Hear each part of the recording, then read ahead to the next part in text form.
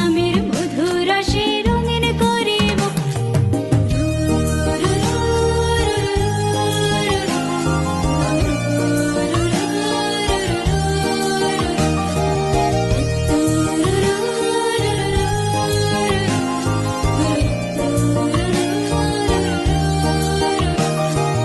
আয় ছেলেরা আয় মেয়েরা ফুল তুলিতে যায়, ফুলের মালা গলায় দিয়ে মামার বাড়ি যায়।